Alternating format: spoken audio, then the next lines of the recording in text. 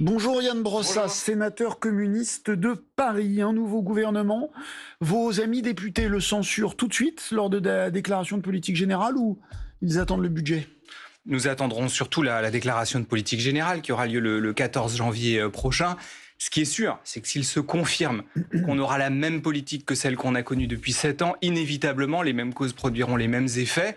Et effectivement, il y aura censure parce que les Français n'ont pas voté pour la perpétuation de ces politiques particulièrement injustes, pour la poursuite de la réforme des retraites, pour le refus d'augmenter le SMIC et d'augmenter les salaires, pour le saccage du service public. Et donc oui, inévitablement, il y aura censure. Inévitablement, c'est automatique. Dès lors que le Premier ministre ne prend pas conscience de la situation politique dans laquelle il est, oui, bien sûr. Pourquoi ? Parce qu'il a une légitimité qui est extrêmement faible, du fait qu'il est l'incarnation d'un camp qui a été battu lors des dernières élections législatives. Et donc, quand on a une légitimité très faible, on doit avoir la lucidité de regarder ça et d'écouter ce que la gauche a à dire, d'écouter les propositions que nous avons faites sur les retraites, sur les salaires, sur le service public, l'hôpital, l'école. Or, pour l'instant, il n'en prend pas le chemin, puisqu'il a par exemple annoncé qu'il refusait de geler la réforme des retraites. Voilà un exemple concret qui montre que pour l'instant, c'est la même politique qui va se poursuivre. Fabien Roussel avait tendu la main. Vous avez l'impression qu'il n'a pas su la prendre ? Exactement. J'ai le sentiment que nous avons fait tous les efforts possibles. Nous nous sommes rendus à l'ensemble des invitations du Premier ministre. Nous avons fait le choix d'y participer. Avec les socialistes et les écologistes, nous avons fait cet effort-là. Et au final, ce que nous constatons, c'est que le Premier ministre n'entend rien. Et au fond, la seule oreille qu'il tend, il la tend à l'extrême droite, à Madame Le Pen, qui a d'ailleurs participé au casting de cette équipe gouvernementale, puisque c'est elle, par exemple, qui a rayé le nom de Xavier Bertrand. Au fond, celui qui a dit la vérité sur la composition de ce gouvernement, c'est Xavier Bertrand. Et au fond, la seule ambition qui était celle de François Bayrou, ne plus dépendre de l'extrême droite, ne plus dépendre du Rassemblement national comme M. Barnier, il a fini par y renoncer, faute d'avoir écouté les propositions de la gauche. Qu'est-ce que vous demanderiez ? Quelles sont quand même les conditions pour que François Bayrou échappe, si c'est possible, à une censure ? Nous les avons écrites noir sur blanc. Elles sont publiques. C'est par exemple revenir sur la réforme des retraites, ne pas appliquer cette réforme qui a suscité des manifestations monstres et que les Français ont rejeté lorsqu'ils en ont eu la possibilité. Ça veut dire que quand vous dites suspension, ça veut dire que quelqu'un qui a 62 ans et ses années de mensualité doit pouvoir partir. Ça veut dire qu'il y a environ 50 000 personnes. 50 000 On est déjà au-delà de 62 ans d'ailleurs. Qui auraient dû, 50 000 salariés, qui auraient dû partir en retraite si cette réforme ne s'était pas appliquée. Eh bien nous, ce que nous souhaitons, c'est qu'on puisse geler cette réforme. Et que ces 50 000 personnes partent. Et on leur permet de partir en retraite, s'ils le souhaitent. S'il y en a qui souhaitent continuer à travailler, qu'ils continuent à travailler, mais que ceux qui le souhaitent aient la possibilité de le faire. Mais vous savez très bien que dans ces cas-là, on ne sort jamais la réforme du congélo, comme vous le dites.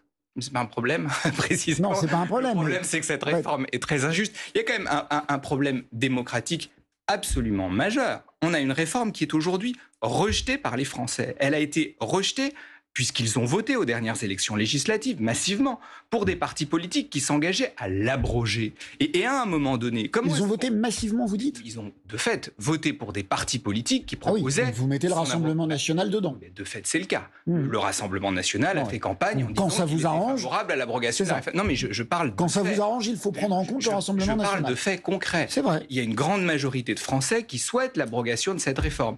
Une majorité de Français qui n'en veulent pas. Et cette réforme, on le leur impose. Je rappelle d'ailleurs qu'elle n'a jamais été votée puisqu'elle a été imposée par 49.3 et que la dernière fois qu'il y a eu une proposition de loi débattue pour l'abroger, il y a eu obstruction des macronistes pour éviter qu'on arrive au vote. À un moment donné, quand est-ce qu'on fait respecter la démocratie dans ce pays ? Donc la ligne rouge, c'est sans suspension de la réforme des retraites, il y aura censure. Exactement. Très bien, c'est clair. Est-ce qu'il y a quand même quelque chose qui va dans ce gouvernement ? 2 exemples. Manuel Valls, alors on sait ce que la gauche pense de Manuel Valls, mais il faut reconstruire Mayotte. Quelqu'un qui connaît l'appareil d'État, qui a l'autorité nécessaire pour reconstruire Mayotte, c'est une mauvaise ou c'est une bonne idée ? Je ne pense sincèrement pas que Manuel Valls est une autorité quelconque. Il n'est d'ailleurs pas aujourd'hui une figure de poids. Il est un boulet plus qu'autre chose. Et vous savez, le sentiment que ça donne, c'est qu'à force de gratter à la porte depuis 7 ans pour entrer dans n'importe quel gouvernement, la porte a fini par céder. Et je ne suis pas sûr que ce soit un grand cadeau fait aux Outre-mer qui, effectivement, ont aujourd'hui de grands défis à relever, qu'il s'agisse de la reconstruction de Mayotte ou de la situation en Nouvelle-Calédonie. Et donc non, je ne pense pas que ce soit un bon signal envoyé aujourd'hui avec la désignation de Manuel Valls au gouvernement. Concernant l'immigration, deux signaux contradictoires, un pôle régalien assez droitier, mais en même temps, François Bayrou, hier, disant il n'y a peut-être pas besoin d'une grande loi, appliquons déjà celle qui existe. Pour vous, la balance penche de quel côté ? En tout cas, au-delà du commentaire, au-delà de l'analyse que je peux faire, la seule chose que je sais, c'est que ce que nous défendrons, nous, ce que nous dirons, nous, par exemple, c'est qu'il n'est pas question de revenir sur l'aide médicale d'État. Monsieur Retailleau dit matin, midi et soir qu'il veut supprimer l'aide médicale d'État. Pour nous, c'est un non. Michel Barnier avait dit le contraire et on peut penser que François Bayrou dira comme Michel Barnier. À partir de là, il y a deux possibilités. Soit Bruno Retailleau mange son chapeau, ce qui n'est pas tout à fait le caractère du personnage, soit il arrive à ses fins et à ce moment-là, nous nous opposerons très fermement. Non seulement parce que supprimer l'aide médicale d'État, c'est très injuste, c'est inhumain, mais en plus de cela, c'est inefficace parce que les personnes finiront par être plus malades et elles termineront aux urgences. Supprimer l'aide médicale d'État, il n'en est pas question. De fait, Bruno Retailleau a voté lors de la dernière loi immigration un amendement, je crois que c'est même lui qui le proposait, qui supprimait l'aide médicale d'État et qui la remplaçait par une aide médicale d'urgence. Donc si bien sûr, leur objectif, c'est la suppression de l'aide médicale d'État. L'objectif de Bruno Retailleau, vous ne savez pas si c'est l'objectif du gouvernement. Eh bien, en tout cas, je vous dis que je m'y opposerais si jamais ces gens essayaient d'arriver à leur fin. Je voulais qu'on parle de, vous rappeler, le nouveau Front Populaire. Je voudrais qu'on fasse un bulletin de santé du nouveau Front Populaire. Il existe, il n'existe pas, il est moribond, il est comment ? Vous savez, quand je regarde ce que nous faisons à l'Assemblée nationale, ce que font nos députés, moi je suis sénateur, mais je regarde ce que font les députés, ceux qui sont issus des différentes formations du nouveau Front Populaire, j'ai plutôt le sentiment qu'au Parlement, ça s'est vu par exemple au moment du budget, ils agissent ensemble, de concert, il peut y avoir évidemment des nuances, mais on a plutôt le sentiment de convergence forte. Et donc ma conviction, de toute façon, c'est que nous ne pourrons pas nous passer du rassemblement de la gauche. Et donc cette question-là, on peut évidemment essayer de l'évacuer, inévitablement nous y serons confrontés, notamment parce que nous avons face à nous la menace du Rassemblement national qui n'a pas disparu. Donc vous revenez à la maison avec papa Mélenchon. Je n'ai jamais considéré que Jean-Luc Mélenchon était mon papa et encore moins le papa de la gauche. J'en ai un autre et il me va très bien. Pour le reste, ce que je pense, c'est qu'on a surtout besoin de construire une union, un rassemblement qui soit respectueux de l'ensemble de ses composantes. Je ne suis pas sûr que dans les dernières expressions de Jean-Luc Mélenchon, ce soit toujours le cas. Moi, ce que je souhaite, c'est l'union, c'est le rassemblement, mais la condition de l'union, c'est le respect de chacun.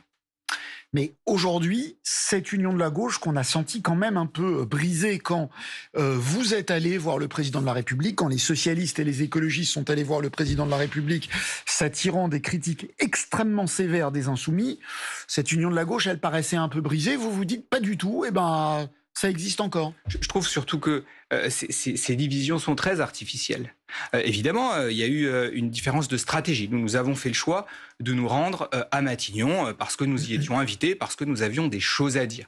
Les Insoumis ont fait un autre choix. Mais au final, il y a deux possibilités. Soit le Premier ministre nous écoute et à ce moment-là, nous voterons ensemble des mesures de progrès social. Pour l'instant, ce n'est pas le cas du tout. Et donc, inévitablement, nous voterons la censure ensemble. Donc, à la fin, toutes ces oppositions momentanées, elles finiront par disparaître parce qu'il y aura la vérité des prix et au final, nous finirons par converger. Donc vous voyez, je trouve qu'on se prend beaucoup la tête pour des affaires de posture alors qu'en réalité, l'union, elle se fait. Participer à des discussions avec un Premier ministre, ce n'est pas que de la posture, c'est important. Oui, mais les Insoumis l'ont fait par le passé. Donc vous voyez, tout ça a quand même quelque chose d'un peu ridicule. S'il y a une dissolution paraît de moins en moins, enfin on peut de moins en moins l'écarter. S'il y a une dissolution dans un an, eh bien la gauche retournera unie à un accord dominé par les Insoumis comme la dernière fois. Dominé par les Insoumis, je ne le pense pas, notamment parce que le rapport de force a évolué depuis, notamment aux dernières élections européennes. Et par ailleurs, je pense qu'on aura besoin de construire un accord électoral qui s'appuie davantage sur les réalités locales et sur les forces politiques présentes localement, notamment parce que ça coïncidera sans doute avec de futures élections municipales. Appuyons-nous aussi sur nos forces dans les territoires et je suis persuadé que ça nous permettra de gagner plus de circonscriptions et je le souhaite, d'avoir une majorité absolue. Yann Brossat, sénateur de Paris, qui promeut une censure rapide à François Bayrou, invité du 745 de France.